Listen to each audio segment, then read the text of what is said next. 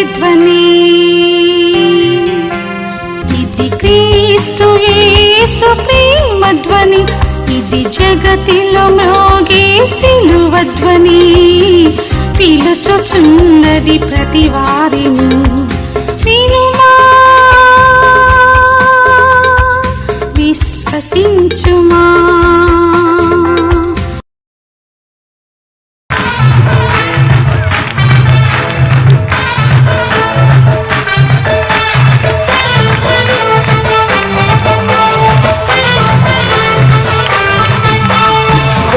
స్తోత్రం స్తుతి స్తోత్రం ప్రభు నీకే మహిమ ఘనత మేము అర్పించేదం.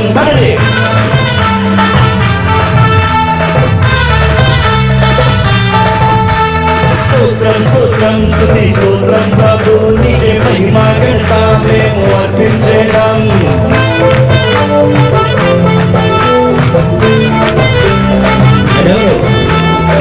గొప్ప దేవుడవయ్యా యేసయ్యా, స్తుతులు నీకేనయ్యా. పాడాలి.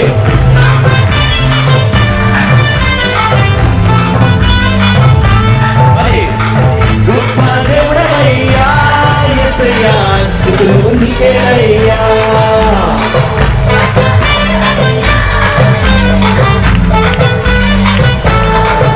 సంతోషం ఇచ్చావు, నా బ్రతుకునే మార్చివేశావు. ఉల్లాసం పొంగే నిన్ను స్మరిస్తేనే యేసయ్యా. స్తోత్రం నీకే యేసయ్యా, ఎల్లప్పుడూ నా రాజు నీవే యేసయ్యా.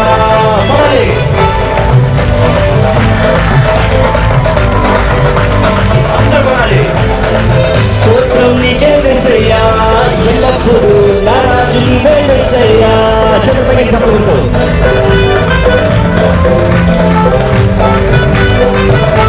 స్తోత్రం స్తోత్రం స్తోత్రం స్తుతి స్తోత్రం ప్రభు నీకే మహిమ ఘనత మేము అర్పించేదం.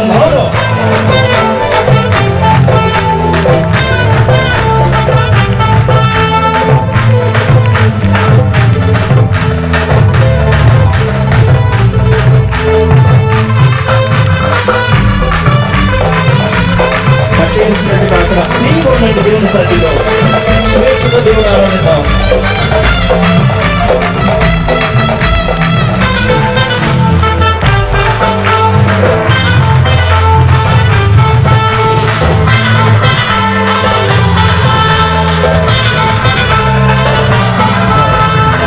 నన్ను రూపించావు, ప్రేమతో పిలిచావు, అన్ని కాలంలో కాచి కాపాడావు.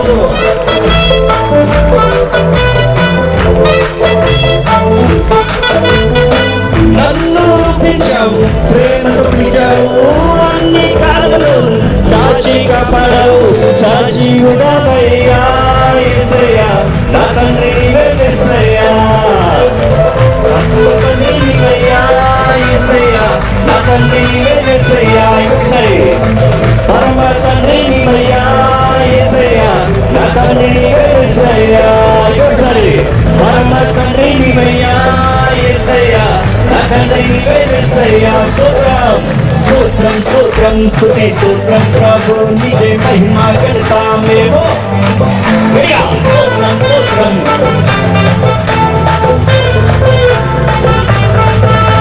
స్తోత్రం స్తోత్రం స్తుతి స్తోత్రం ప్రభు నీకే మహిమ ఘనత మేము అర్పించేదం.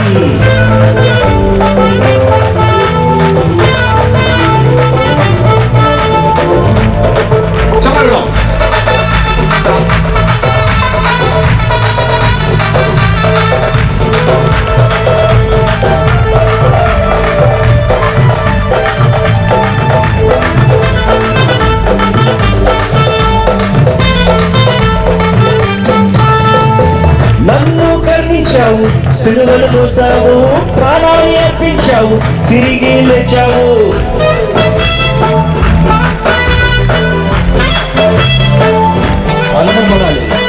నన్ను కరుణించావు, సిలువను మోసావు, ప్రాణాన్ని అర్పించావు, తిరిగి లేచావు. సజీవుడవయ్యా యేసయ్యా, నా తండ్రి నీవేనయ్యా. రాజు సజీవుడవయ్యా యేసయ్యా, రాజు నీవేనయ్యా. ఇంకొకసారి సజీవుడవయ్యా నా రాజు నీవేనయ్యా. ఇంకొకసారి సజీవుడవయ్యా నా రాజు నీవేనయ్యా. స్తోత్రం స్తోత్రం స్తోత్రం స్తుతి స్తోత్రం ప్రభు నీకే మహిమ ఘనత మేము అర్పించేదాం.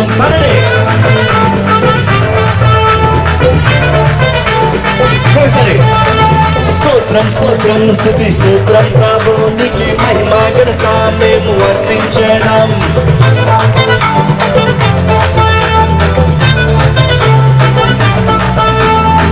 గొప్ప దేవుడవయ్యా యేసయ్యా స్తుతులు నీకేనయ్యా.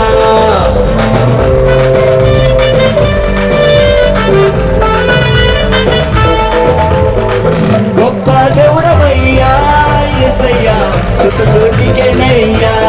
పడాలి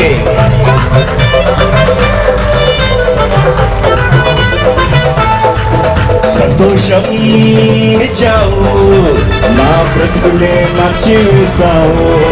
ఉల్లాసం పొంగే నిన్ను స్మరిస్తేనే యేసయ్యా. స్తోత్రం నీకే యేసయ్యా ఎల్లప్పుడు నా రాజు నీవేనయ్యా.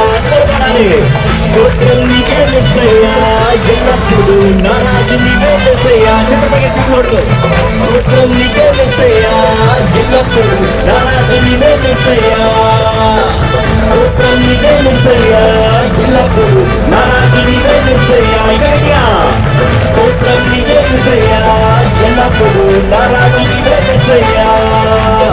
స్తోత్రం నీకే యేసయ్యా ఎల్లప్పుడు నా రాజు నీవేనయ్యా. పడలే స్తోత్రం నీకే యేసయ్యా ఎల్లప్పుడు. స్తోత్రం నీకే యేసయ్యా ఎల్లప్పుడు. ఎవరు రాజు? స్తోత్రం నీకే యేసయ్యా ఎల్లప్పుడు. Very good. స్తోత్రం నీకే యేసయ్యా ఎల్లప్పుడు. అందరూ శివసంగా స్తోత్రం స్తోత్రం స్తుతి స్తోత్రం ప్రభు నీకే మహిమ ఘనత మేము అర్పించేదాం. స్తోత్రం స్తోత్రం స్తుతి స్తోత్రం ప్రభు నీకే మహిమ ఘనత మేము అర్పించేదాం. హల్లెలూయా. బైబిల్ తెరుద్దామండి. పేతురు రాసిన 2వ పత్రిక 3వ అధ్యాయము 14 నుండి 18 వరకు నేను చదువుతున్నాను. బైబిల్ ఉన్నవాళ్ళు చూడండి, లేని వారు జాగ్రత్తగా వినండి. పేతురు రాసిన 2వ పత్రిక 3వ అధ్యాయం 14వ వచనం దగ్గర నుండి. ప్రియులారా, వీటి కొరకు మీరు కనిపెట్టుకున్నవారు గనుక శాంతము గలవారై ఆయన దృష్టికి నిష్కళంకులుగాను నిందారహితులుగాను కనబడినట్లు జాగ్రత్త పడుడి. మరియు మన ప్రభు యొక్క దీర్ఘశాంతము రక్షణార్థమైనదని ఎంచుకొనుడి. అలాగూ మన ప్రియ సహోదరుడైన పౌలు కూడా తనకు అనుగ్రహించబడిన జ్ఞానము చొప్పున మీకు రాసి ఉన్నాడు. వీటిని గురించి తన పత్రికలన్నిటిలోనూ బోధించుచున్నాడు. అయితే వాటిలో కొన్ని సంగతులు గ్రహించుటకు కష్టమైనవి. వీటిని విద్యావిహీనులను అస్థిరులైన వారును తక్కిన లేఖనములను అపార్థము చేసినట్లు తమ స్వకీయ నాశనమునకు అపార్థము చేయుదురు. ప్రియులారా, మీరు ఈ సంగతులు ముందుగా తెలుసుకుని ఉన్నారు గనుక మీరు నీతి విరోధుల తప్పు బోధ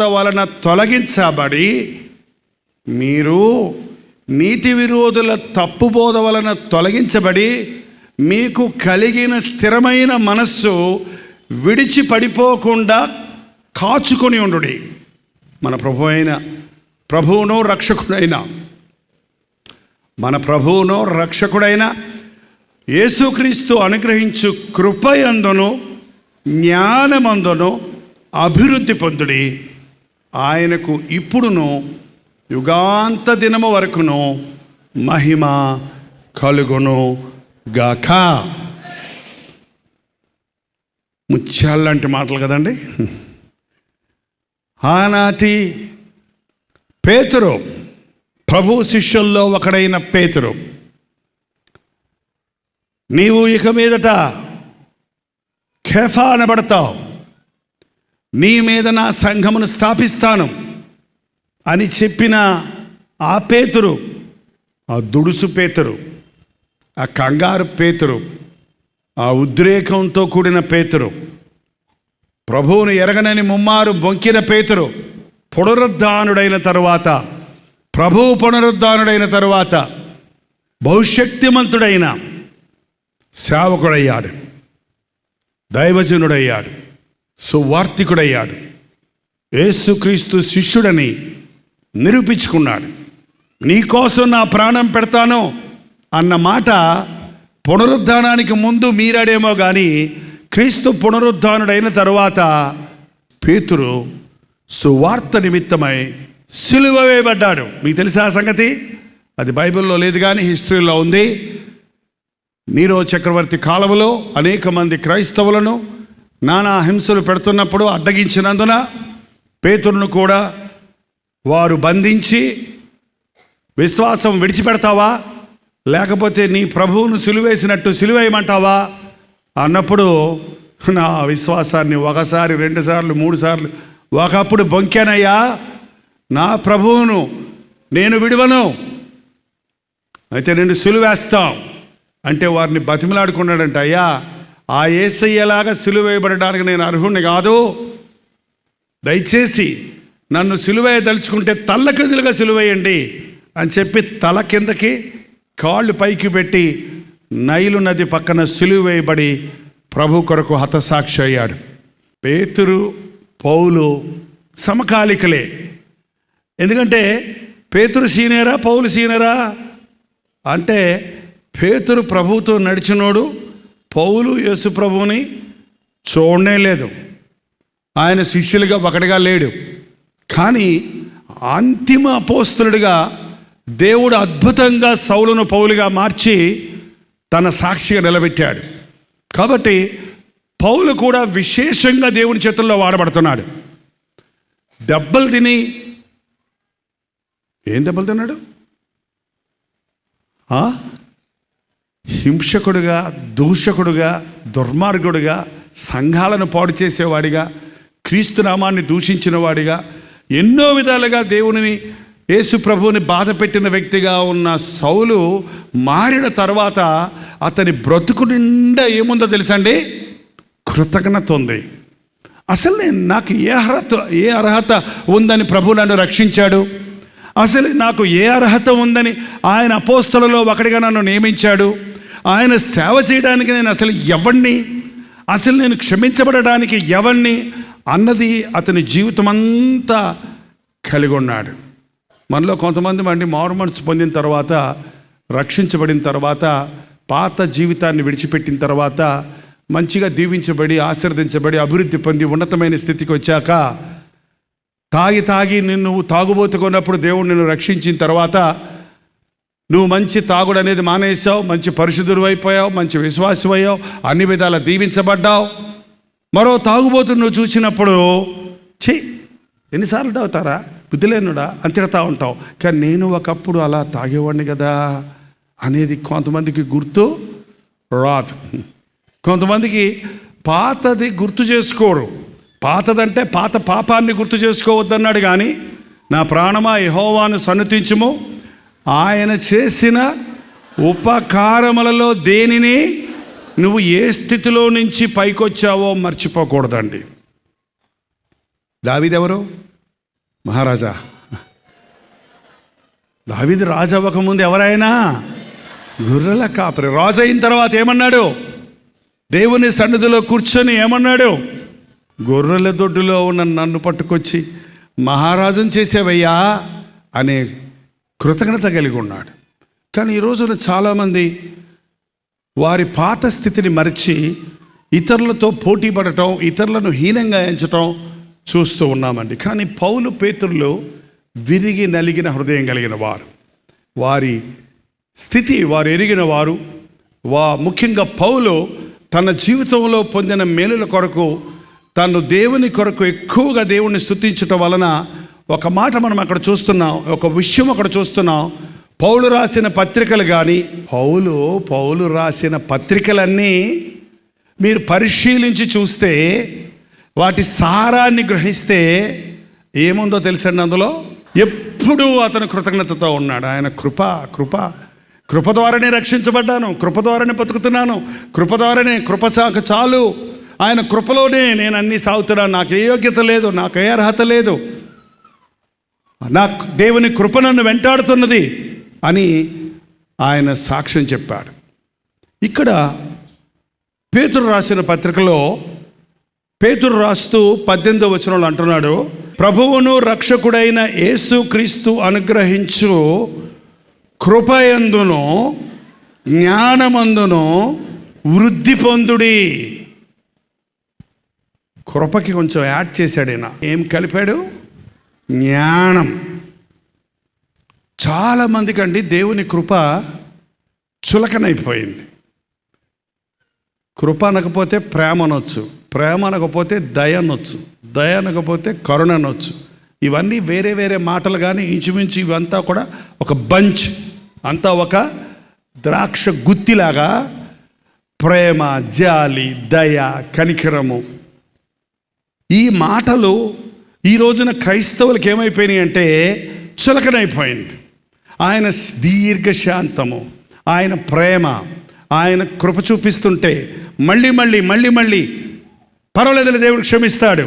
ఎందుకంటే బైబిల్లో చెప్పబడింది, పౌలు అన్నాడు, ఎక్కడ పాపము విస్తరించునో అక్కడ కృప విస్తరించును. అందుకని పాపం బాగా చేద్దాం, పాపం ఎంత చేస్తే అంత కృప పెరుగుతుంది కదా, అందుకని పాపం చేసినా పర్వాలేదురా బాబు, కృపకి ఎప్పుడు అంతే లేదు కాబట్టి, హద్దే లేదు కాబట్టి అని చాలామంది పాపం మళ్ళీ చేస్తున్నారు. చాలామంది ఏమంటారంటే, జాగ్రత్తగా ఉండండి. పేతురు చివరిలో చెప్తున్నాడు, ప్రియులారా మీరు ఈ సంగతులు ముందుగా తెలుసుకుని ఉన్నారు కనుక, ఇప్పుడు మీకు తెలియజేస్తున్నారు కనుక, మీరు నీతి విరోధుల తప్పు బోధ వలన తొలగించబడి మీకు కలిగిన స్థిరమైన మనస్సు విడిచి పడిపోకుండా కాచుకోండి. పాపం చేసినా పర్వాలేదు, ఎన్నిసార్లు చేసినా పర్వాలేదు, ఏం చేసినా పర్వాలేదు, పాపం చేయకుండా ఉండక్కర్లేదు అనే బోధ ఎలాగుంది చెప్పండి? ఆటోమేటిక్గా రక్షణ వచ్చేసింది. Take it everything positive. మీ అబ్బాయి తాగుబోతాడైపోయాడా? హల్లెలూయా, దేవుడికి స్తోత్రం. మారతాడు వాడు, ఎముకలు కూడా అయ్యాక మారతాడు, తొందరపడకో. ఏం ప్రయోజనం? ఎముకలకు అయ్యాక మారితే ఏం ప్రయోజనం అండి? పౌలు రాసిన బోధల్లో ఎక్కువ కృప గురించి రాసిన మూలాన ఆనాటి బోధకులే, ఈరోజే కాదు, దేవుని కృపను గురించే చెబుతూ, ప్రేమను గురించే ప్రకటిస్తూ, దేవుని యొక్క కోపాగ్ని గురించి కానీ, తీర్పును గురించి కానీ, శిక్షణ గురించి కానీ, పాపము ఎరిగెరిగి చేస్తే దానివల్ల వచ్చే ప్రతిఫలాన్ని గురించి కానీ బోధించటం మానేశారు. కాబట్టి బిలీవర్కి ఎలాగుంటుందంటే కేర్లెస్గా ఉంటుంది లైఫ్. ఏం పర్వాలా, పొరపాటున అబద్ధమాడినా సారీ ప్రభా అంటే అయిపోయిందంటే, పొరపాటున వ్యభిచారంలో పడ్డా ఐఎమ్ వెరీ సారీ జీసస్ అంటే ఓకే బ్రా, ఓకే మై డియర్, గో అంటాడు అన్నమాట. అంటే ఎట్టుంది చెప్పండి మనుషులకి? ఆ బోధ సారం ఈ రోజుల్లో కూడా ఎక్కువైపోయిందండి. మనుషుడు ఏం చేసినా పర్వాలేదు, ఎలా ఉన్నా పర్వాలేదు, believe in Jesus Christ, that's enough. యేసు ప్రభునందు విశ్వాసం ఉంచు, నీకు అద్భుతాలు జరుగుతాయి, నీకు స్వస్థతలు జరుగుతాయి, నీకు దీవెన కలుగుతుంది.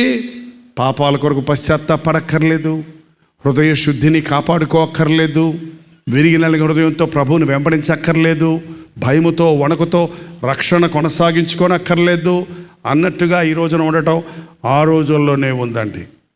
ఈ పౌలు గారికి పేతురు గారికి ఎప్పుడు పోటీ లేదండి. కొన్ని విషయాల్లో వాళ్ళిద్దరికీ కొంచెం తేడాలు వచ్చాయి, కానీ మనకలాగా అసూయపడేవాళ్ళు, ద్వేషించేవాళ్ళు, ఒకడి గురించి ఒకడు చెడ్డ చెప్పుకునేవాళ్ళు కాదు. వాళ్ళు నిజమైన దేవుని సేవకులు. వాళ్ళు నిజమైన దేవుని సేవకుడు తోటి సేవకుడిని గౌరవిస్తాడు, ప్రేమిస్తాడు, క్షమిస్తాడు, సహిస్తాడే కానీ ఏలెత్తి చూపించి విమర్శించేవాడిగా, లేకపోతే తోటి సేవకుడితో పోటీ పడేవాడిగా ఉండడని. ఎందుకంటే ఇంత గొప్ప సేవలో ఉన్న వీరిరువురు అసలు ఒక్కసారి ఆలోచన చేస్తే, యేసుప్రభు దగ్గర ఉన్నాడు పేతురు, పౌలు యేసుప్రభుని చూడనే లేదు, కానీ పౌలుకి ఎక్కువ కృప ఇచ్చినట్టుగా బైబిల్లో కనపడుతుంది. పేతురు విద్య లేని పామరుడు, పౌలు గమానియేలు పాదముల దగ్గర చదివినవాడు. పేతురు సామాన్యుడు, పౌలు రోమన్ సిటిజన్, చాలా హక్కులు కలిగిన వాడు, ఉన్నత స్థితిలో ఉన్నవాడు. కానీ వీరిద్దరికి ఎప్పుడు కంపారిజన్ లేదు, వీరిద్దరు ఎప్పుడు ఒకరినొకరు ద్వేషించుకోలేదు. ఇంకొక విషయం ఏమొచ్చిందంటే, పేతురు కొంచెం ఆ పిరికితనం అప్పుడప్పుడు కనబడేది ఆయనలో. సున్నతి పొందాలి, ఎవరైనా యేసుప్రభు నమ్ముకుంటే వాళ్ళు యూదులు కాకపోతే యూదులైనా వాళ్ళు మారు మనసు పొందిన సున్నతిని ఆచరించాలి అని చెప్పేవాడు. పౌలు అనేవాడు ఇంకెందుకు ఆ వ్యర్థమైన ఆచారాలన్నీ, కొత్త నిబంధనలు అవి కొట్టివేయబడ్డాయి కదా, మనకు ఆచారాలు అక్కర్లేదనేవాడు. ఆ విషయంలో కొంచెం వారికి భేదం కలిగింది. కానీ ఏమంటున్నాడో చూడండి పేతురు, మరియు మన ప్రభు యొక్క దీర్ఘశాంతము రక్షణార్థమైనదని ఎంచుకొనుడి. అలాగున మన ప్రియ సహోదరుడైన పౌలు కూడా తనకు అనుగ్రహించబడిన జ్ఞానము చొప్పున మీకు ఎవరంట, మన ప్రియ సహోదరుడు తనకిచ్చిన జ్ఞానం చొప్పున రాశాడు. ఒక మాట గమనించండి అక్కడ. అయితే వాటిలో కొన్ని సంగతులు గ్రహించుటకు కష్టమైనవి, వీటిని విద్యావిహీనులను అస్థిరులైన వారును తక్కిన లేఖనముల వలె అపార్థం చేసుకుంటున్నారు. వాక్యాన్ని అపార్థం చేసుకునే వాళ్ళు బోల్డు మంది ఉన్నారు. అర్థం కాక అపార్థం చేసుకునే వాళ్ళు ఉన్నారు. యేసుప్రభు సేవకి, సంపూర్ణ సేవకి సమర్పించుకున్న వాళ్ళు పాస్టర్ అంటారండి, పాదిరులు అంటారు, సంఘ కాపరులు అంటారు. ఉద్యోగాలు చేస్తూ బిజినెస్ చేస్తూ సేవకులు వచ్చిన వాళ్ళని కూడా పాస్టర్లు అని పిలిపించుకుంటే ఎట్ట కుదురుద్ది? వాళ్ళు సేవకులు, సువార్థికులు, బోధకులు, పెద్దలు అలా పెట్టచ్చు. కానీ ఈ రోజున ఆ వ్యత్యాసం కనపడటం లేదు. ఓ పాస్టర్ గారు అట్టగే ఆయన పక్కనేమో 2 కంపెనీలు ఉన్నాయంట, ఇంకో చోటేమో ఉద్యోగం చేస్తాడంట, ఆదివారం వచ్చి ప్రసంగం చేస్తాడంట.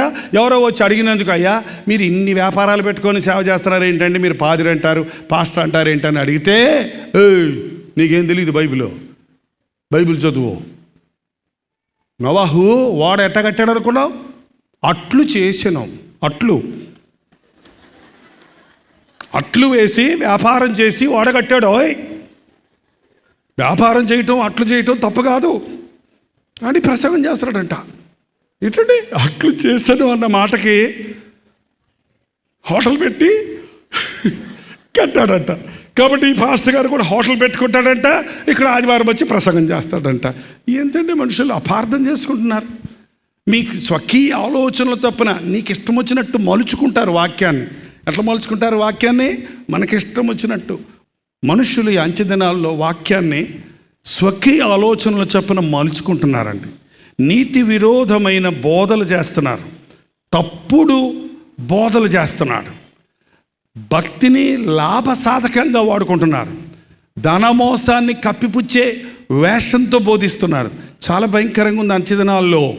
ఎందుకంటే అంచెదినాల్లో అబద్ధ బోధకులు అనేకులు బయలుదేరతారు. సాధ్యమైతే ఏర్పరచబడిన వారిని కూడా మోసగించడానికి సాతాను ప్రయత్నిస్తాడు. కాబట్టి పేతురు తను రాసిన చివరి పత్రికలో చివరి మాటల్లో ఏమంటున్నాడంటే, జాగ్రత్త, మీరు వాక్యాన్ని అపార్థం చేసుకోకండి, మీరు వాక్యాన్ని అర్థం చేసుకోండి. మనుషులు స్వకీయ దురాచరణ కొరకు మలుచుకుంటున్నారు. కాబట్టి ప్రియులారా, నీతి విరోధ తప్పులు బోధలు తొలగించబడి మీకు కలిగిన స్థిర మనస్సు విడిచిపోకుండా కాపాడుకోండి. స్థిరమైన మనస్సు. క్రైస్తవ భక్తి యొక్క సారం ఏంటంటే అండి, స్టెబిలిటీ. ఏమంటాం? స్థిరం. ఎస్ అంటే ఎస్, నో అంటే నో, అంతే. పూటకు ఒకలాగా మారిపోయేది కాదు. ఏ అంటకు ఆ గొడుగు పడతారంటారు చూసారా? అందుకే ప్రభు అన్నాడు లబోదికయ సంఘంతో, ఉంటే వెచ్చగా ఉండు, లేకపోతే చల్లగా ఉండు. నువ్వు వెచ్చగా ఉంటే ఉమ్మేస్తాను నేను. ఇటు కాకుండా ఉండకు. దేవునితో ఒక నిబంధన చేసినప్పుడు దానిని కాపాడుకోవాలి.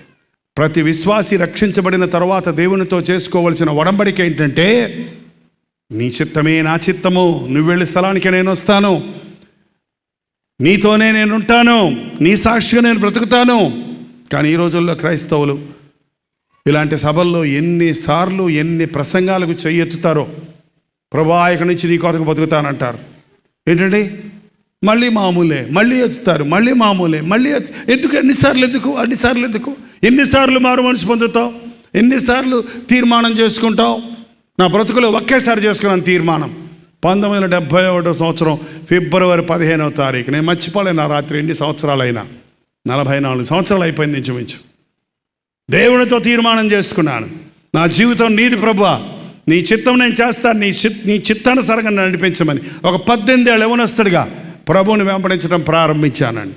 ఈ రోజు వరకు ప్రాణం పోయినా నా యేసు ప్రభు తప్ప నాకు పక్కదారులొద్దు, అడ్డదారులొద్దు, దొడ్డిదారు వద్దు. అడ్డదారులు కాదు, ప్రభు హెచ్చిస్తే అన్నిటికి హెచ్చించటం. ప్రభు హెచ్చించినప్పుడు ఎవడేం చేయలేడండి. ప్రభు హెచ్చించినప్పుడు ఆనాడు ఇస్సాకుని ఆయన కొంచెము మిక్కిలి గొప్పవాడగు వరకు ఇస్సాకును దేవుడు అతనిని ఆశీర్వదించను గనుక అతడు గొప్పవాడాయను. దేవుడు ఆశీర్వదించేదాకా ఆగటం లేదు. మనమే ఆశీర్వదించబడాలనుకుంటున్నాం, మనుషులు ఆశీర్వదిస్తే చాలనుకుంటున్నాం, లోకంలో గొప్పవారమైపోవడానికి తాపత్రయపడుతున్నాం. ఈ గొప్ప దైవజనులను చూసినప్పుడు అంత్య దినాలలో గొప్పలకి పోవద్దు, అస్థిరుడిగా ఉండొద్దు, దేవుని కొరకు నిక్కచ్చిగా జీవించు, పరిశుద్ధంగా జీవించు, కృపను నిర్లక్ష్యం చేయకండి. ఏమన్నాడు అక్కడ? దీర్ఘశాంతము రక్షణార్థమైనదని ఎంచుకో. ఎందుకు దేవుడు మన పెట్ల కృప చూపిస్తున్నాడంటే మనం నిత్య నాశనానికి పోకుండా ఉండడానికి. దేవుడు ఎందుకు నిన్ను ఓర్చుకుంటున్నాడంటే, కొంతమంది చెప్తుంటారు, ఏమంటే దేవుడు నిజంగా ఉంటే నా భర్త ఎప్పుడు ఇంతకీ మారటం లేదు కదా, ఇంకా తాగుతున్నాడు కదా, ఇంకా దుర్మార్గుడు అయిపోతున్నాడు కదా, ఎందుకు దేవుని శిక్ష తనకు రాదేంటి అంటారు. ఎందుకు రాదు? దేవుడు ఇంకా పోనీలే. నేను ఎప్పుడు చెప్తుంటాను, ఆయన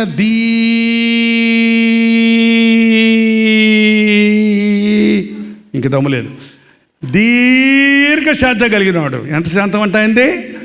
ఎంత దీర్ఘం తీయగలవో అంత దీర్ఘం తీసుకో. నీ జీవితం పట్ల ఆయన 30 ఏళ్ళు, 40 ఏళ్ళు, 50 ఏళ్ళు దీర్ఘశాంతం. పోనీలే. ఇంకో మీటింగుల్లో మారతాడులే, ఇంకో వర్తమానంలో మారతాడులే, ఇంకో సమయంలో తను పశ్చాత్తాపడతాడులే, ఇంకోసారి దేవుని వాక్యం విన్నప్పుడు వణికి తన పాపాలు ఒప్పుకుంటాడులే అని ఊహించి ఓపికతో దీర్ఘశాంతం చూపిస్తున్నాడు. కానీ ఆయన కోపం ఎంతసేపు అండి? క్షణం. కారులో వెళ్తున్నప్పుడు గుద్దిందనుకో, మీకు ఎవరికైనా యాక్సిడెంట్ అయింది ఎప్పుడన్నా? అల్లే చెప్పకండి, చేయి చూపించండి. ఎవరు కావలేదు? ఎంత మంచి ధనిలండి, మీకు ఎంత గొప్ప కాపుదల. కొంతమందికి అయింది, ఓకే, నాకు చాలాసార్లు అయింది. ఒకసారి చిత్తూరులో మీటింగ్ ముగించి 12:30కి 1 గంటకు అర్ధరాత్రి చెన్నై తిరిగి వస్తున్నాం. కారులో వస్తున్నప్పుడు కారు వెళ్ళి ఒక బ్రిడ్జ్ గుద్దేశాడు ఓ సహోదరుడు. గుద్దిన ఆ యాక్సిడెంట్లో మేము కారులో కూర్చొని ప్రార్థన చేస్తున్నాం. మా పిల్లలు చిన్నపిల్లలు, అప్పుడు నేను, నా భార్య, మా పిల్లలు, మా సంఘ విశ్వాసులు ఇద్దరు అందరం కలిసి మేము కారులో ప్రయాణం చేస్తున్నప్పుడు ఒకళ్ళ తర్వాత ఒకళ్ళు ప్రేయర్ చేస్తాం. మేము కారులో కూర్చొని కబుర్లు చెప్పుకోం. కారులో ఒకళ్ళ తర్వాత ఒకళ్ళు ప్రేయర్ చేస్తూనే ఉన్నాం. ప్రేయర్ జరుగుతూనే ఉంది.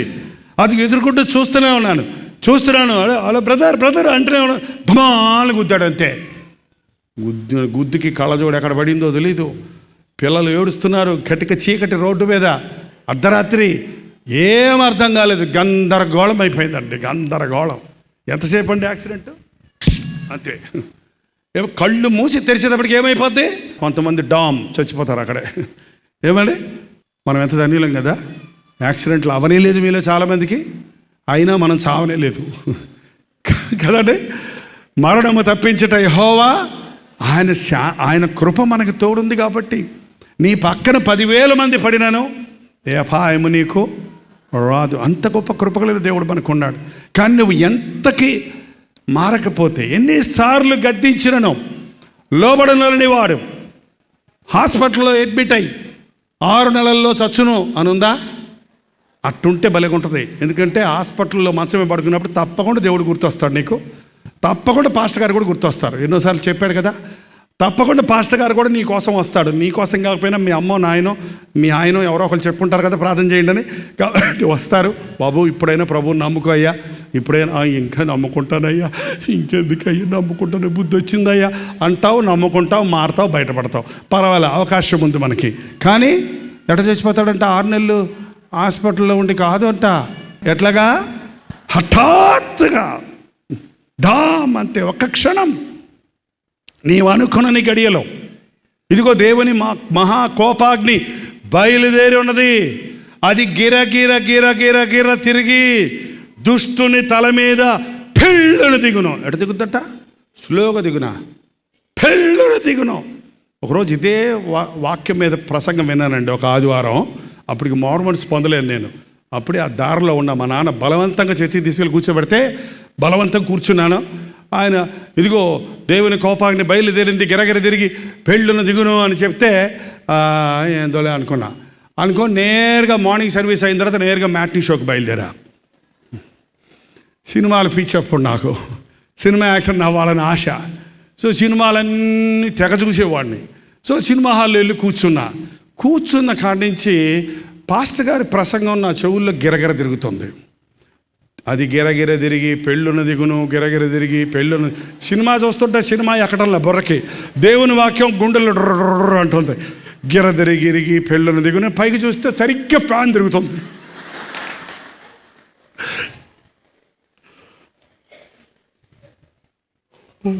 ఇది పడి ఈ ఫ్యాన్ నా నెత్తి మీద పడిందంటే నా పని వద్దని అటు ఇటు చూసి ఇంకెక్కడైనా సీట్ ఖాళీగా ఉందేమని ఇంకో 4 సీట్లు అవతల ఖాళీ ఉంటే అక్కడికి వెళ్ళి కూర్చున్నాను. కానీ ఈ సినిమా మీద మరసపోవటం లేదు, గుండెల్లో భయంగానే ఉంది. మళ్ళీ కూర్చున్నాను కానీ గిరగిర తిరిగి పెళ్ళున్న దిగును. అవును, ఇట్లా తిరుగుతున్నప్పుడు ఇక్కడ పడద్దా? తిరుగుతున్నప్పుడు అక్కడే పడద్దని లేదు కదా, 4 కుర్చీలు అవతల కూడా పడవచ్చు కదా. అబ్బో ఇక్కడ పడుద్ది. మీరు నమ్మండి నమ్మకపోండి, అదే నా లాస్ట్ సినిమా. ఇంటర్వెల్ తర్వాత వచ్చేసాను బయటికి, ఇంక మళ్ళీ అల్లా. దేవుని కృప నన్ను వెంటాడిందండి, దేవుని కృప నన్ను వెంటాడింది. ఇంకా మార్మల్స్ పొందడానికి ఇంకో కొన్ని స్టెప్స్ ఉన్నాయి, కానీ నా సినిమాలు మానేయడానికి ఒక హెచ్చరిక ఇచ్చాడు దేవుడు. ఎందుకంటే మనకు తెలియదు, హృదయం కఠినం చేసుకుంటే, దేవుని హెచ్చరికలు నిర్లక్ష్యం చేస్తే, దేవుని వాక్యాన్ని పెడచెవిని పెడితే తప్పకుండా శిక్షకు పాత్రలం అవుతామండి. అదే అంటున్నాడు పేతురు ఇక్కడ. పౌలు గారు ఎక్కువ కృప అని చెప్పాడు. దాన్ని బట్టి మీరు నిర్లక్ష్యంగా ఉండకండి. దేవుని కృప నాకు తోడుంటుందిలే, పర్వాలేదులే, నా కృప చాలులే, నా యేసయ్య కృప నాకు చాలులే అని మీ ఇష్టం వచ్చినట్టుగా ఉండకండి. పాపములు చెయ్యకండి, దేవుణ్ణి దుఃఖపరచకండి, ఎరిగి పాపాలు చేయకండి. ఇంతమంది పరలోకం వెళ్తామని నిన్న చేతులు ఎత్తారండి. ఇప్పుడు వచ్చిన వాళ్ళు వెళ్తారో లేదో నాకు తెలీదు, మిమ్మల్ని అడగలేదు. మీరు ఎత్తేస్తారు చేతులు, ఎందుకంటే పక్క వాళ్ళు చూస్తారని భయం, వాళ్ళు బాధపడతారని మొహమాడానికి అని ఎత్తారు. మిమ్మల్ని మొహమాటం పెడతారు, నాకు ఇష్టం లేదు. కానీ ఒక సంగతి తెలుసుకోండి, నిజంగా మీరు మారు మనసు పొందుంటే, పరలోకం వెళ్తున్నానని గుండె మీద చెయ్యేసుకొని చెప్పగలిగిన వారిగా ఉంటే, మీ హృదయం దేవుని ఎదుట ఎలా ఉండాలి? నిర్మలంగా ఉండాలి, నిర్దోషంగా ఉండాలి, కడుగబడినదిగా ఉండాలి. ఎంతమంది ఈ రోజున హృదయాలలో పాపాన్ని కొనసాగిస్తున్నారు? ఒకసారి హెబ్రీయులకు రాసిన పత్రిక 10వ అధ్యాయము 29వ వచనం అండి.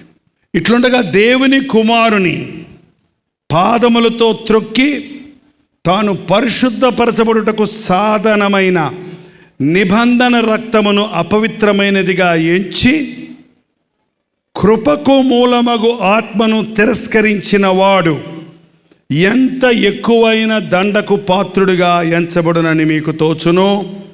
కొంచెం హార్డ్గా ఉంటాయి ఈ మాటలు, పౌలు రాసినాయి కదా, అందుకే చెప్పాడు. అర్థం చేసుకోవడం కొంచెం కష్టం, కానీ పరిశుద్ధాత్ముడు మీకు చక్కగా తెలియజేస్తాడు.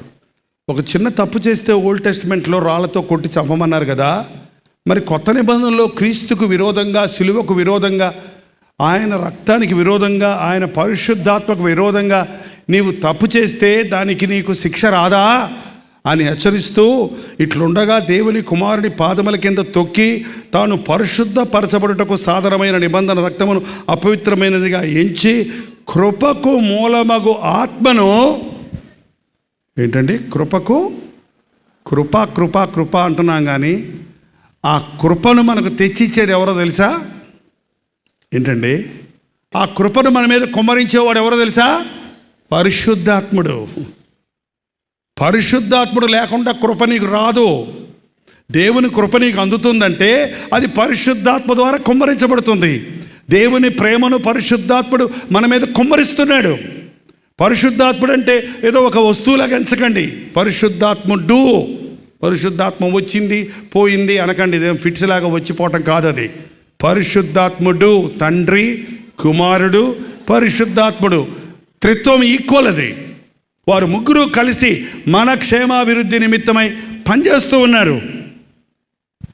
కృప పరిశుద్ధాత్ముడు మనకు అందిస్తున్నాడు. ఎవడైనా యేసుక్రీస్తు యొక్క సిలువను నిజంగా సిలువ శక్తిని గుర్తించాడంటే, సిలువ ప్రేమను గ్రహించాడంటే అది ఎందుమూలాన సాధ్యమవుతుందో తెలుసా? పరిశుద్ధాత్మ మూలాన. ఇదేమి మెంటల్గా ఆలోచించి ఒక మెదడుతో ఊహించి లేకపోతే సిలువను ధ్యానించటం కాదండి. సిలువను గురించిన సువార్త నశించుచున్న వారికి వెర్రితనం. కారణం వారికి పరిశుద్ధాత్మ లేదు. రక్షించబడుచున్న మనకు దేవుని శక్తి కారణం పరిశుద్ధాత్ముడు సిలువ శక్తిని మనకు బయలుపరుస్తూ ఉన్నాడు. అర్థమవుతుందండి? సిలువను మనకు తీసుకొచ్చేది పరిశుద్ధాత్ముడే.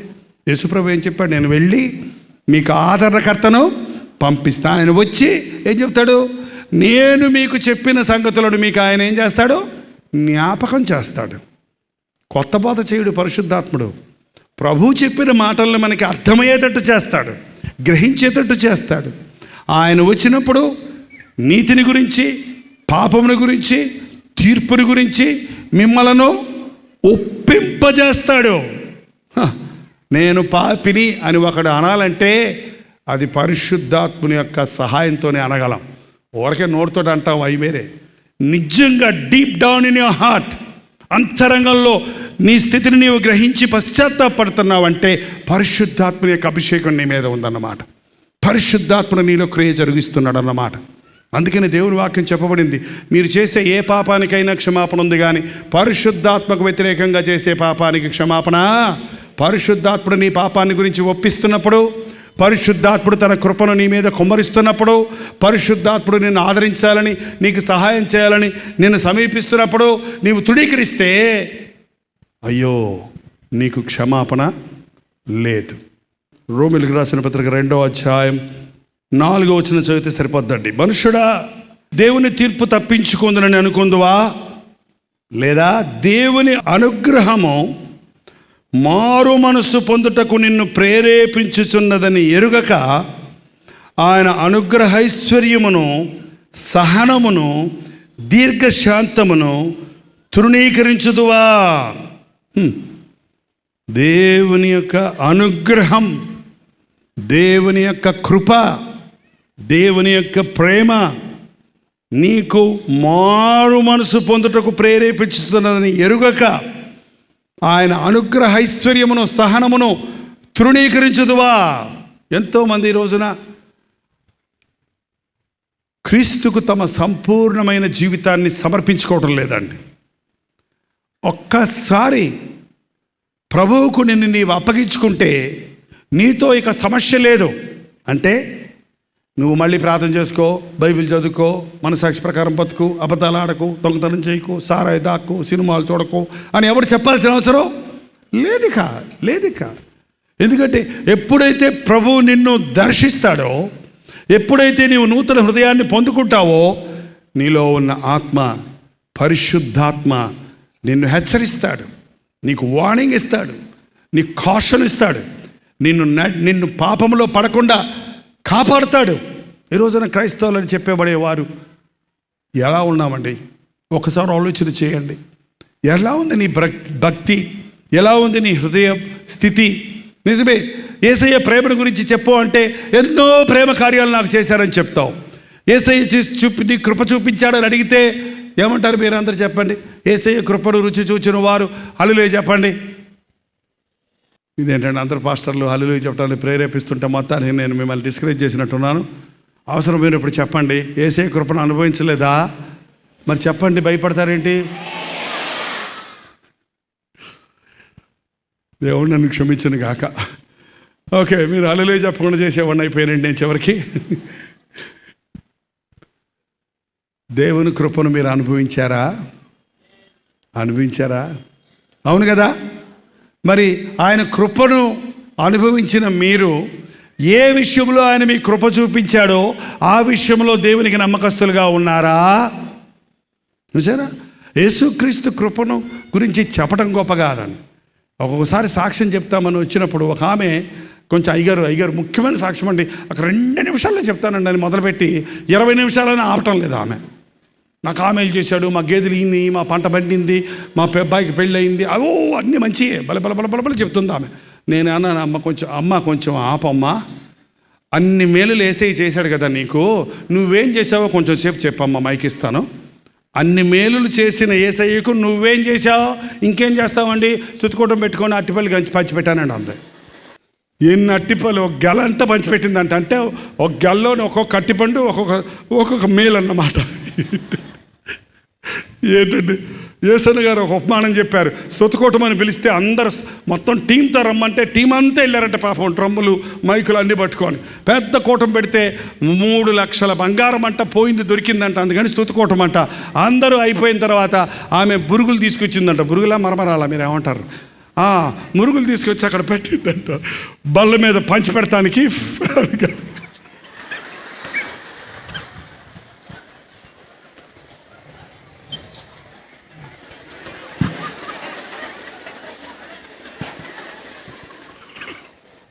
చెప్పారు, అమ్మా నీ స్తుతులు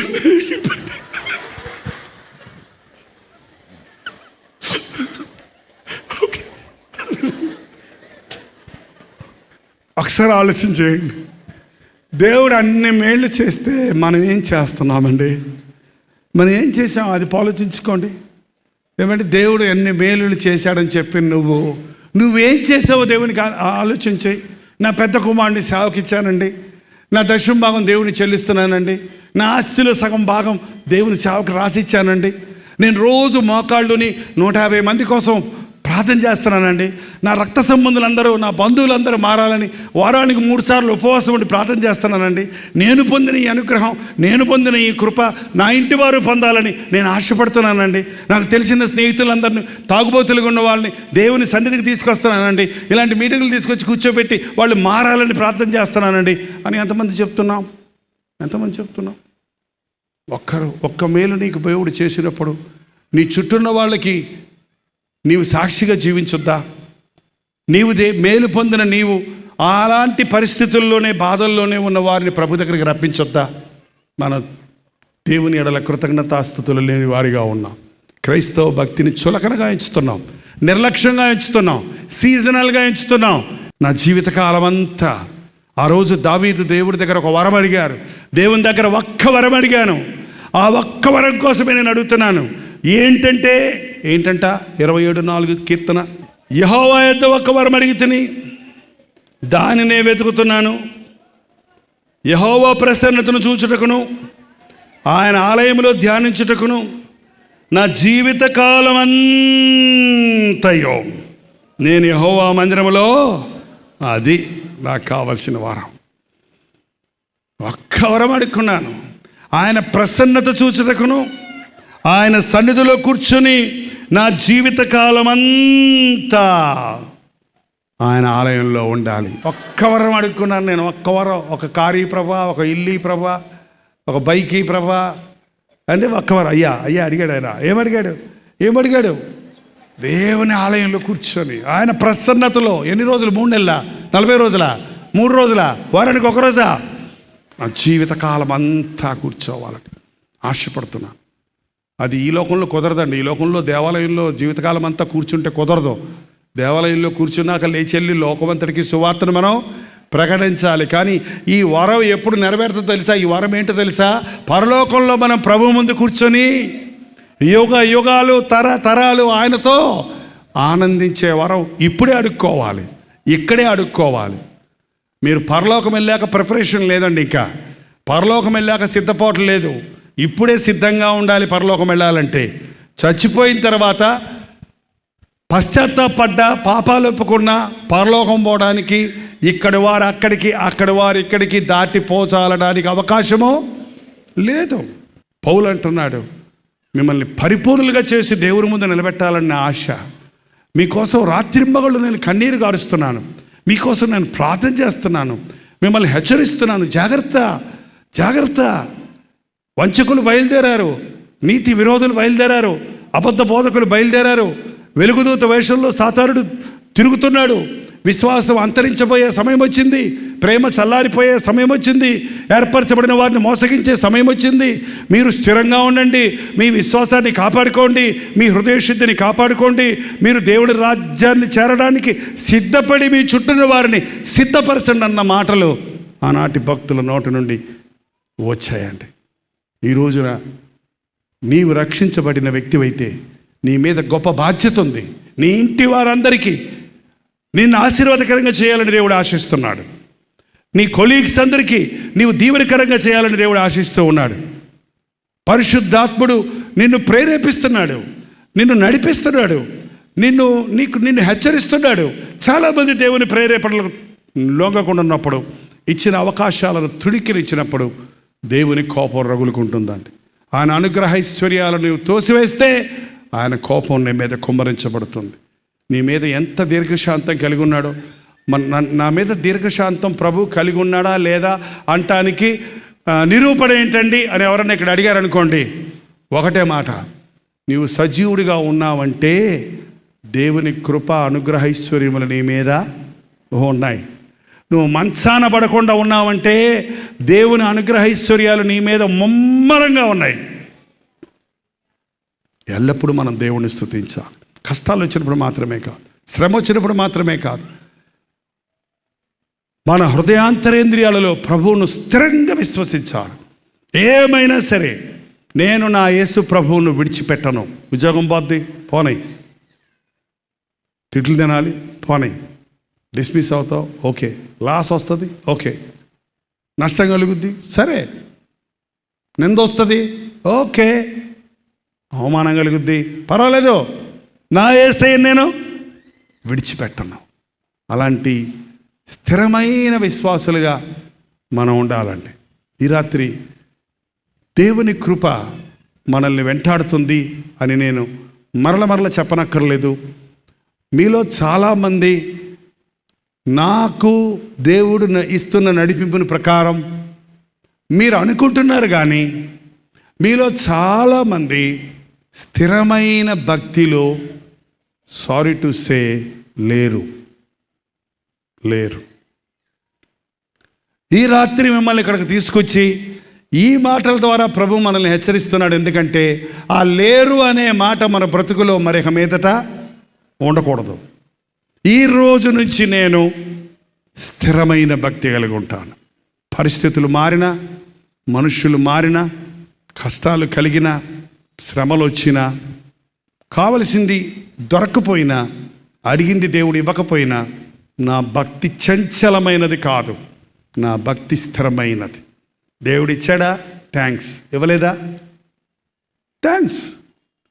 ఇచ్చాడా, థ్యాంక్స్. ఇవ్వలేదా, థ్యాంక్స్. కొంతమంది ఆ మాటల్లోనే చూపిస్తారు వెగటం. బాగున్నారా, బాగానే ఉన్నాంలే అంటే నిజంగా బాగున్నారు అర్థమా? కాదు, మనస్ఫూర్తిగా దేవుడు ఇచ్చిన థ్యాంక్సే, ఇవ్వకపోయినా థ్యాంక్స్. మనం అనుకున్నది దొరికినా థ్యాంక్సే, దొరకకపోయినా థ్యాంక్స్. దేవుని నిమిత్తమై సంతోషమైన థ్యాంక్సే, దుఃఖపడవలసి వచ్చిన దేవా దుఃఖపడే సమయం ఇచ్చావు, నీకు వందనాలు, థ్యాంక్స్. ఎప్పుడైతే మనం అటువంటి హృదయాన్ని కలిగి ఉంటామో దుష్టుడు సాతానుడు నిన్ను కదపలేడండి. సాతాను విశ్వాసాలు పట్టుకొని ఏం చేస్తాడో తెలుసండి? చేసి చూపిస్తాను కదండి. ఏం చేస్తాడో తెలుసండి? ఊపుతాడు. నువ్వు కదలకుండా నిలబడ్డావు అనుకో, ఊపి గసపెట్టి వాడే పోతాడు డోర్ మూసుకొని. కృపలో నిలకడగా ఉండాలి, కృపలో వృద్ధి చెందాలి. దేవుని కృపను నిర్లక్ష్యం చేయకుండా నాకు నీ కృప చాలు అన్న సంతుష్టితో ఉండాలి. నా కృప నిన్ను విడిచిపోదు అని ప్రభు చెప్తున్నాడు. నువ్వేం చెప్పాలి? నీ కృప నాకు చాలు, నా బలహీనతల యందు నాకు బలమిస్తుంది. అని చెప్పగలిగిన వారికి ఉండాలి. అంచె దినాల్లో అస్థిరతను పొందకండి. సులభమైన భక్తి ఆచార పద్ధతులకు లోబడకండి. భూ సంబంధమైన ఆశీర్వాదాల కొరకు కకృతి పడకండి. భూ సంబంధమైన ఆశీర్వాదాల కొరకు కాదండి, ఈ లోక సంబంధమైన, ఈ జీవన సంబంధమైన విషయముల కొరకే మనం యేసు ప్రభువుని నమ్ముకున్న వారమైతే ఈ లోకంలో ఉన్న వాళ్ళందరికంటే దౌర్భాగ్యులం అవుతాం అన్నాడు పౌలు. మనం పైనున్న పరలోక రాజ్యం కొరకు ప్రభువుని వెంబడిస్తున్నాం.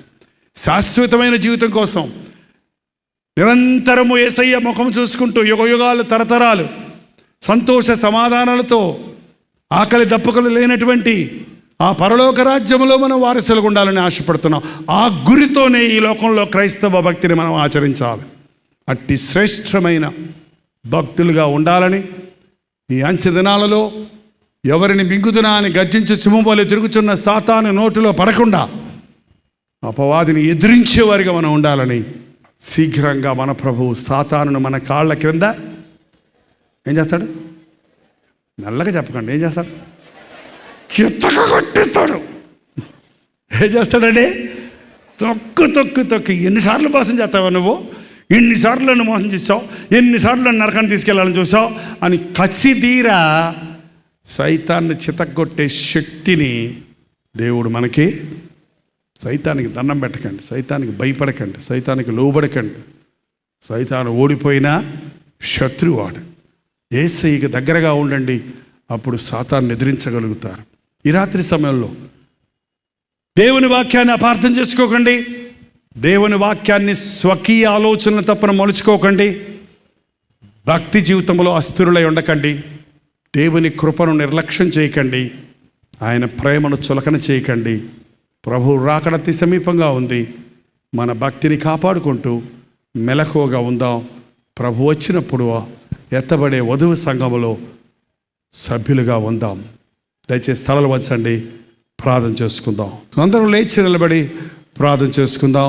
ఈ రాత్రి ఒక అద్భుతమైన కార్యాన్ని నీ పట్ల జరిగించి నీలో ఉన్న అస్థిరత నుండి నిన్ను విడిపించాలని ఒక వారం రోజులు భక్తిగా ప్రార్థిస్తున్నావు. ఒక వారం రోజులు భక్తిలో జారిపోతున్నావు.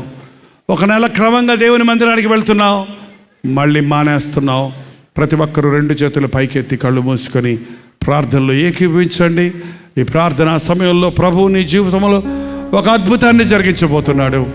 ఆయన కృపను నీ మీద కుమ్మరించటానికి ఇంతవరకు ఎన్నో మేలు చేసిన దేవుడు, నీవెన్నిసార్లు అవిధేయుడవైనా, ఎన్నిసార్లు ఆయన గాయాలు రేపినా, ఎన్నిసార్లు ఆయన సిలువ ప్రేమను గురించి విని తృణీకరించిన ప్రభువు నిన్ను ఇంకా విడిచిపెట్టకుండా శాశ్వతమైన ప్రేమతో నీ మీద కృప చూపిస్తూ ఉన్నాడు. యేసయ్యా నీకు వందనాలయ్యా. నన్ను సజీవుడిగా ఉంచావు, నీకు వందనములు. నన్ను ఆరోగ్యవంతుడిగా ఉంచావు, నీకు వందనములు. నన్ను అనేక విధాలు ఆశీర్వదించావు, నీకు వందనములు. నన్ను క్షమించిన ఆయన, ఎన్నోసార్లు నిన్ను దుఃఖపరుస్తున్నాను, మాటి మాటికి నీ గాయాలు రేపుతున్నాను, మరల నా పాప జీవితంలో పడిపోతున్నాను, మరల మాట తెప్పిన నిన్ను దుఃఖపరుస్తున్నానయ్యా. నా హృదయంలోకి రానాయనా. ఈరోజు నీ పరిశుద్ధాత్మ శక్తి నాకు దయచేయి. పరిశుద్ధాత్మను దుఃఖపరిచి క్షమించరాని పాపాన్ని చేసే స్థితికి దిగజారకుండా నీ కృప కుమ్మరించే పరిశుద్ధాత్మను, నీ ప్రేమను పంచే పరిశుద్ధాత్మను, నన్ను పశ్చాత్తాపంలోనికి రక్షణలోనికి నడిపించే పరిశుద్ధాత్ముడును ప్రేరేపణలకు లొంగుటకు నాకు సహాయం చేయము. ప్రతి ఒక్కరూ ప్రార్థన చేద్దాం. అతి ప్రాముఖ్యమైన సమయం ఇది, అతి శ్రేష్టమైన సమయం ఇది. నువ్వు నీ దేవుడితో మాట్లాడే సమయం. సందేహమేలా సంశయమదేలా ప్రభు యేసు గాయములను పరికించుచు గాయాలలో నీ వేలు తాకించుచు సందేహమేలా సంశయమ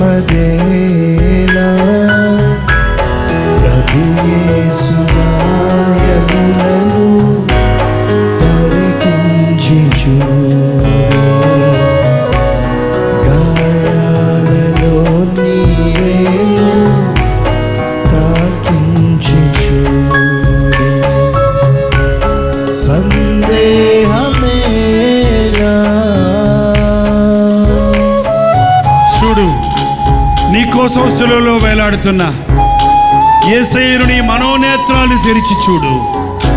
పరిశుద్ధాత్ముడు ఈ రోజున నీ కొరకు బలైన యేసయ్య ప్రేమను నీ కళ్ళ ముందు ప్రత్యక్షపరుచుచున్నాడు. చూడు, నీ కోసం, నీ పాపం కోసం, నిన్ను నరకము నుండి తప్పించట కోసం శిలువలో వేలాడుతున్న యేసయ్యను చూడు.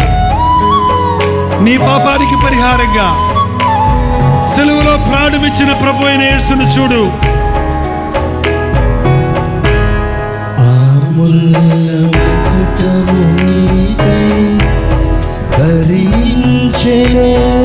చూడు, నీ పాప శిక్షను తానే భరించెనే. అవును, మకుటము నీకై ధరించెనే. నీ పాప శిక్షను తానే భరించెనే.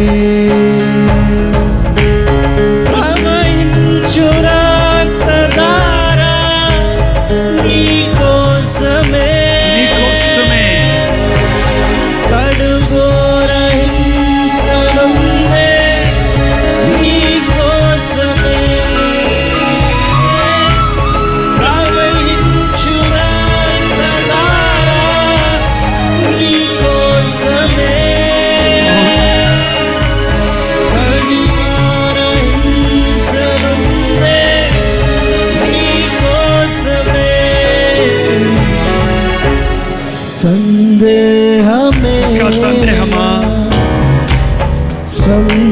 ఇంకా సంశయమా? నిన్ను విమోచించే క్రీస్తు రక్తం, నిన్ను క్షమించే శిలువ యాగం తృణీకరిస్తావా? అంగీకరిస్తావా?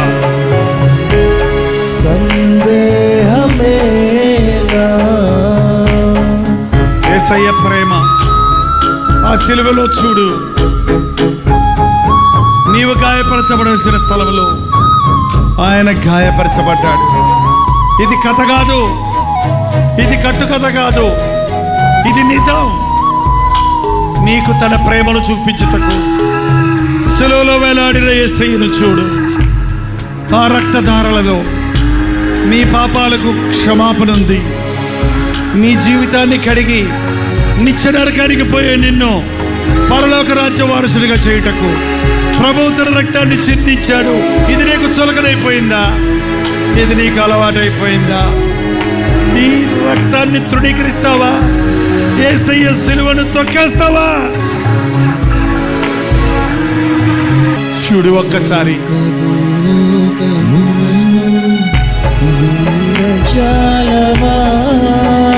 ఇంకా ఈ లోకాశలు,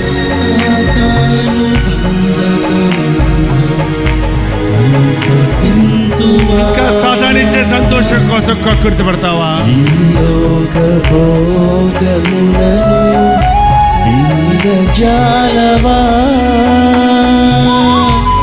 సాతాను బంధకమందు సంతసింతువా.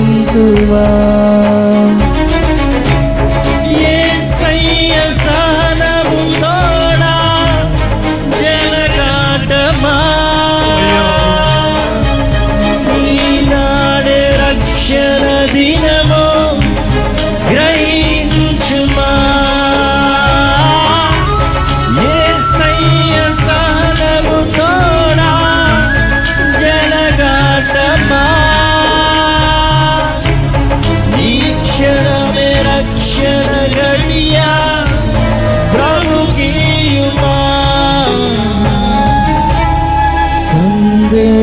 సందేహమేనా,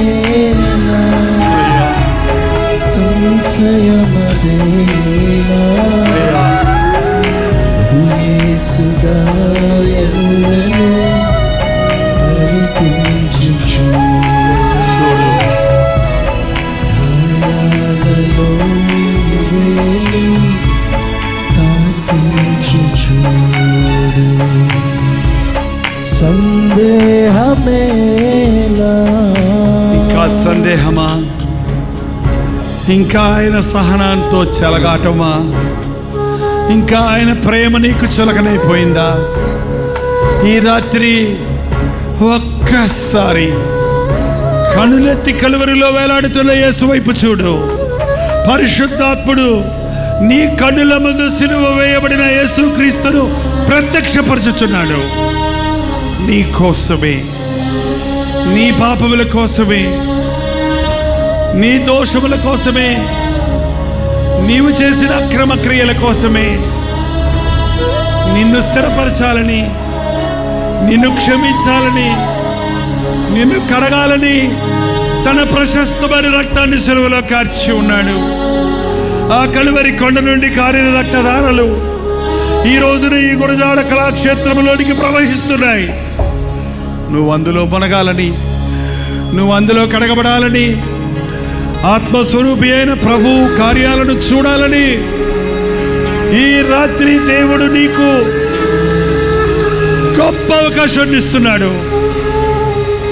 ఈ అవకాశాన్ని కాదంటే ఈ భూలోకంలో ఉన్న అల్పకాల పాపభోగాన్ని ఆశించి మనుషులకు భయపడి పాపానికి లోబడి హృదయాన్ని కఠినపరుచుకుని ఈ స్థలం నుండి నీ వెళ్ళిపోతే, సహోదరుడా సహోదరి, నీ రక్తాపరాధము నా మీద ఉండకుండాను గాక. రేపు నీవు నిత్య నరకానికి వెళితే నీ నాశనానికి నువ్వే కారణం. యేసయ్య ప్రేమను తృణీకరించొద్దు. ఆయన అనుగ్రహ ఐశ్వర్యాలను చులకనగా ఎంచొద్దు. క్రైస్తవ భక్తి అంటే ఆచారం అనుకోవద్దు. ఇది యేసుక్రీస్తుతో నీవు సత్సంబంధం కలిగి ఉండాలని, వ్యక్తిగతంగా నీవు పోరాడి జయించాలని సిలువలో నీతో బ్రతిమలాడుతున్నాడు. లోబడనాలని వారి వైపు దినమంతా నా చేతులు చాచి ఉంచి ఉన్నాను. ఎదురాడు ప్రజల వరకు కొరకు నా చేతులు రోజంతా చాచి ఉంచున్నానన్న యేసయ్య ప్రేమను చూడు. మన విశ్వాసాన్ని కాపాడుకుందాం. మన చుట్టూ ఉన్న వారిని ప్రభు కొరకు సంపాదించినట్లుగా నశించిపోతున్న ఆత్మల కొరకు గోజాడదాం. దయచేసి ఈ సమయంలో నా ప్రభు నాతో మాట్లాడుతున్నాడు. నా ప్రభువుకు నా జీవితాన్ని 100% అప్పగించుకుంటున్నాను. I have decide to follow Jesus. No turning back. నేను దేవునితో బ్రతుకుతానని, నడుస్తానని తీర్మానించుకుంటున్నాను. నేను ఇక వెనుదిరగను అని తీర్మానం చేసిన వారు దయచేసి మీ కుడి చేతి చూపించండి. ఒక ప్రత్యేకమైన ప్రార్థనతో ఈ కోరికను ముగిస్తున్నాం. పరిశుద్ధాత్ముడు నీ హస్తాన్ని పట్టుకొని నిన్ను సర్వ సత్యములోనికి నడిపించడానికి ఈ రాత్రి మన మధ్య సంచరిస్తూ ఉన్నాడు. ఈ రాజ్యం మన మధ్య సంచరిస్తూ ఉన్నాడు. దేవుని సన్నిధి మన మధ్య బలముగా ఉన్నది. ఆ ప్రభావమును నీ జీవితంలో నీవు గుర్తిస్తున్నావా? నీవు అనుభవిస్తున్నావా? పరిశుద్ధాత్మ నిన్ను ఒప్పించాలని, నిన్ను నిత్య నరకము నుండి తప్పించాలని, నీ హృదయమును యేసయ్య ప్రేమతో నింపాలని, నీ మీద దేవుని కృప కుమ్మరించాలని ఆశిస్తూ ఉన్నాడు. ప్రభువా నన్ను ఆశీర్వదించు, ప్రభువా నన్ను స్థిరపరచు, ప్రభువా నన్ను బలపరచు. నీ కృప నాకు చాలు, నీ కృప నాకు చాలు. వెనుకున్న వాటిని మరిచి ముందున్న వాటి కొరకు పరిగెడతానయ్యా. యేసు వైపు చూచుచు ముందున్న పందెములో ఓపికతో పరిగెడతానయ్యా అని ఒక తీర్మానం చేసుకొని వెళదాం ఇక్కడి నుంచి. పరిశుద్ధుడా, ప్రేమగల తండ్రి, చేతులెత్తి నీ సహాయం కొరకు వేడుకుంటున్నా. మమ్మల్ని చూడు నాయన. మేము స్థిరపడాలని, మేము బలపడాలని, మేము నీ రాకడ సమయంలో ఎత్తబడాలని మా కొరకు నీవు చూపించిన ప్రేమ, మా పట్ల నీవు చూపిస్తున్న కృప, మా కొరకు నీవు పంపించిన పరిశుద్ధాత్ముడు ఎంత గొప్ప అవకాశమో మేము గుర్తించుటకు సహాయం చేయి తండ్రి. ఈ రాత్రి ఏ ఒక్కడు నరకానికి పోకుండా చేయి నాయన. ఈ లోకములో తిని తాగి ఇష్టం వచ్చినట్టు బ్రతికి నరకములో కళ్ళు తెరిచిన ధనవంతుడి వలె దౌర్భాగ్యంలో కాకుండా సహాయం చేయి తండ్రి. క్రీస్తు నిమిత్తమై నింద బాధ శ్రమైన నిన్ను విడవను ఎడవాయనని ప్రభువును పట్టుకొని మరణము వరకు నమ్మకముగా ఉండుటకు మాకు సహాయం చేయి నాయన. అంతము వరకు సహించువాడే రక్షించబడతాడన్నావు. భయముతో వడకతో రక్షణ కొనసాగించుకోమన్నావు. మరణము వరకు నమ్మకముగా ఉండుము, జీవ కిరీటం ఇస్తానన్నావు. అట్టి శ్రేష్టమైన భక్తిని మాకు దయచేయి నాయన.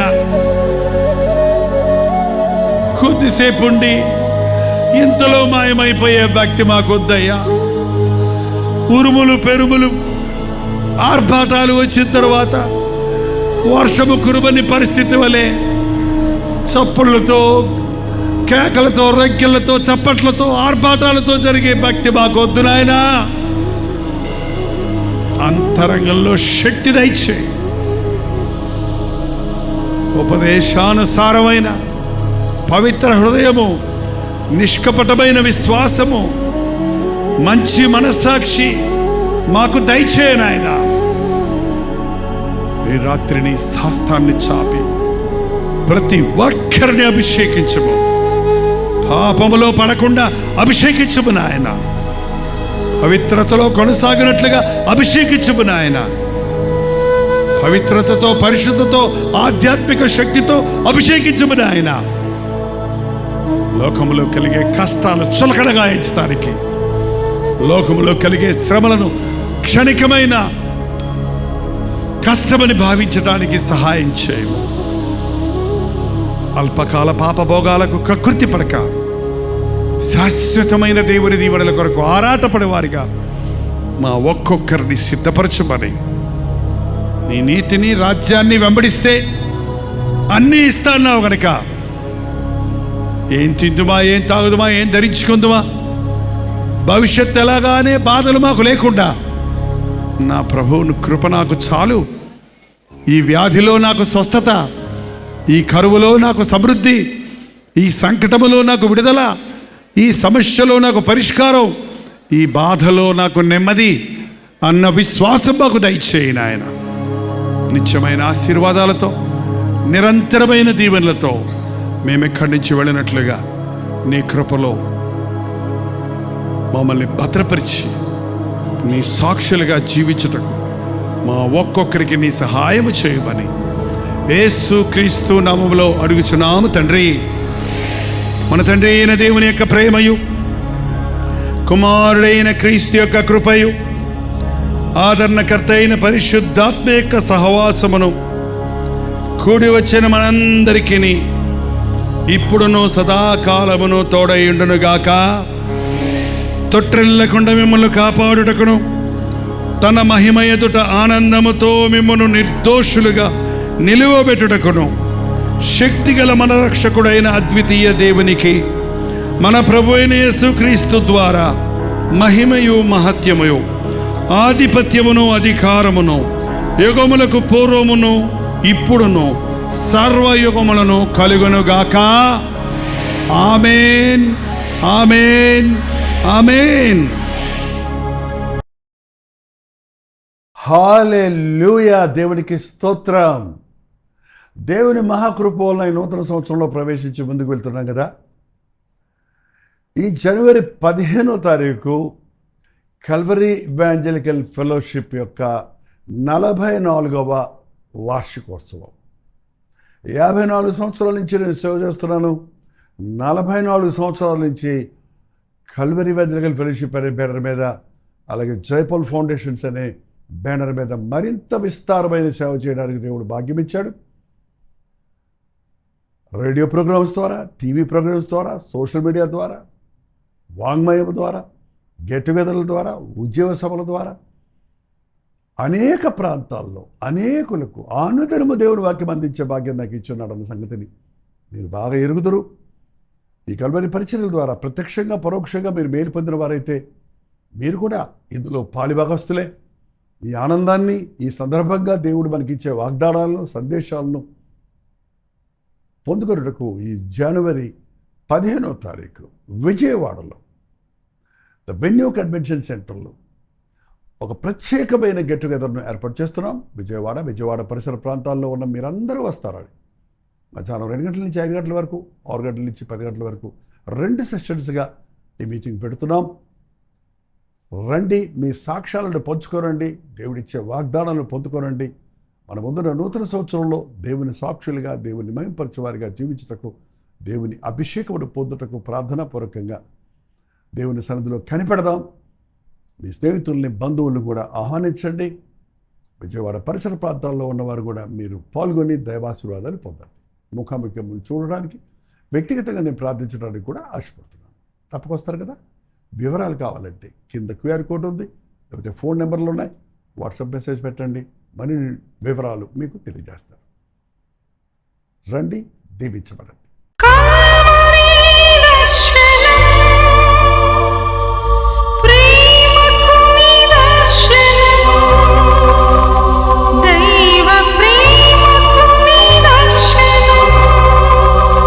తెలుగు, తమిళ, హిందీ, మలయాళం, బెంగాలీ, ఒరియా అనే 6 భాషల్లో టెలివిజన్ ప్రోగ్రామ్స్ కొనసాగుతూనే ఉన్నాయి.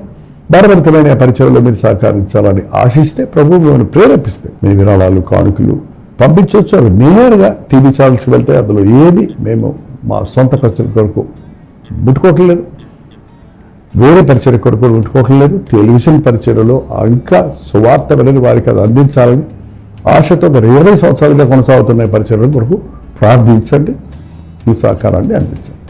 ఈ విషయంలో మీకు ఇంకా వివరాలు కావాలంటే 89393939 అనే నెంబర్కి మార్నింగ్ 10 నుంచి ఈవినింగ్ 10 లోపల మీరు ఫోన్ చేయండి, వివరాలు మీకు తెలియజేస్తాం.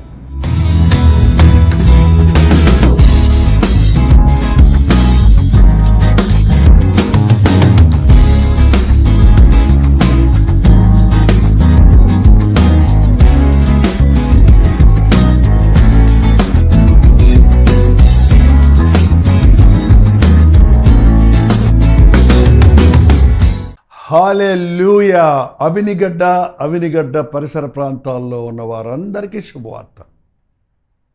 ప్రభు చిత్తమైతే ఈ జనవరి 16వ తారీఖు అవినిగడ్డలో, కృష్ణా జిల్లాలో 1 డే గెట్ టుగెదర్ ప్రత్యేకంగా ఏర్పాటు చేస్తున్నాం. కల్వరి దర్శనం టీవీ కార్యక్రమాలు వీక్షిస్తున్న మిమ్మల్ని అందరినీ, కల్వరి ప్రతిధ్వనిలో పాల్గొంటున్న, సోషల్ మీడియా ద్వారా దేవుని వాక్యాన్ని వింటున్న మిమ్మల్ని అందరినీ ముఖాముఖిగా చూడాలని, వ్యక్తిగతంగా ప్రార్థించాలని, మనందరం కలిసి దేవుని వాక్యాన్ని ధ్యానించి ఆధ్యాత్మికంగా ఈ నూతన సంవత్సరంలో బలపడి ముందుకు సాగినట్లుగా దేవుని అభిషేకమును పొందుకున్నటకు ఈ 1 డే గెట్ టుగెదర్ను ఏర్పాటు చేస్తున్నాం.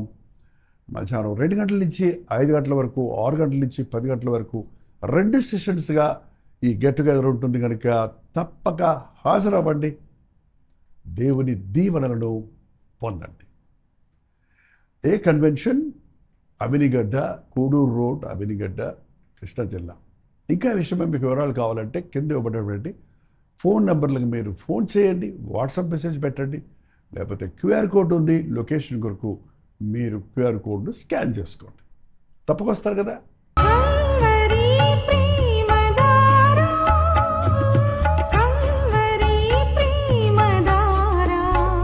కల్వరి ప్రేమధార అనే మా ద్విమాస పత్రికను ఈ మధ్య త్రైమాస పత్రిక అంటే 3 నెలలకి ఒక్కసారి మాత్రమే ప్రింట్ చేయగలుగుతున్నాం. మరి గత 40 సంవత్సరాల పైబడి కొనసాగుతున్న ఈ పత్రికను ఆపు చేయటం ఇష్టం లేక దీన్ని త్రైమాస పత్రికగా మార్చున్నాం. మీరు కల్వరి ప్రేమధార పత్రికను చదువుతున్నారా? ఒక ఉచిత పత్రిక కావాలంటే ఇవ్వాలే మీ పేరు, చిరునామా, అడ్రస్తో పాటు ఇంటి నెంబర్తో పాటు క్లియర్గా పంపించండి. తప్పకుండా ఒక ఉచిత పత్రికను మీకు పంపిస్తాం.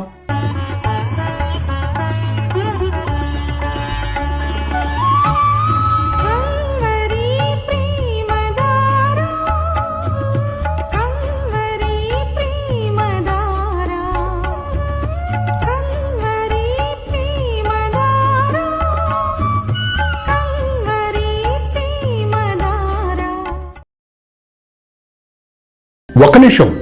మీ ఆధ్యాత్మిక జీవితాన్ని బలపరిచే అనేక పుస్తకములు, బైబిల్ సంబంధించిన పుస్తకములు, మీ సమస్యలకు పరిష్కారాలు కలుగజేసేవి, మీ ఆధ్యాత్మిక జీవితాన్ని బలపరిచేవి, మీ విశ్వాసమును వృద్ధి చేసేవి, యవనస్తులకు, స్త్రీలకు, పురుషులకు, అలాగే కుటుంబాలకు ఉపయోగకరమైన వర్తమానాలతో నిండిన అనేక పుస్తకములు, ఇంచుమించు 50 పుస్తకములు సిద్ధపరుచున్నాం. ఈ 50 పుస్తకాలు మీకు కావాలంటే ఇప్పుడే 08939393939 నెంబర్కి కాల్ చేసి తెలుసుకోండి.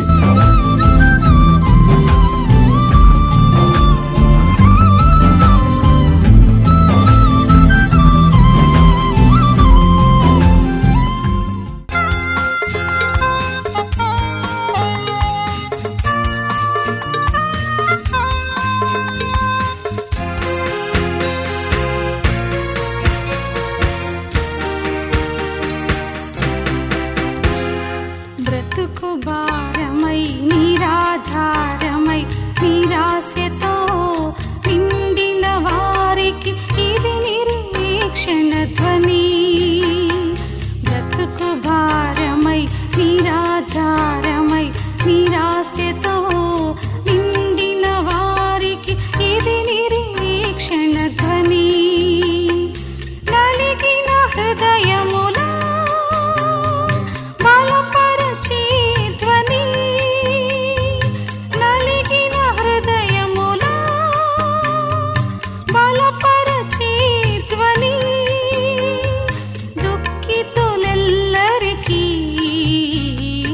ఇది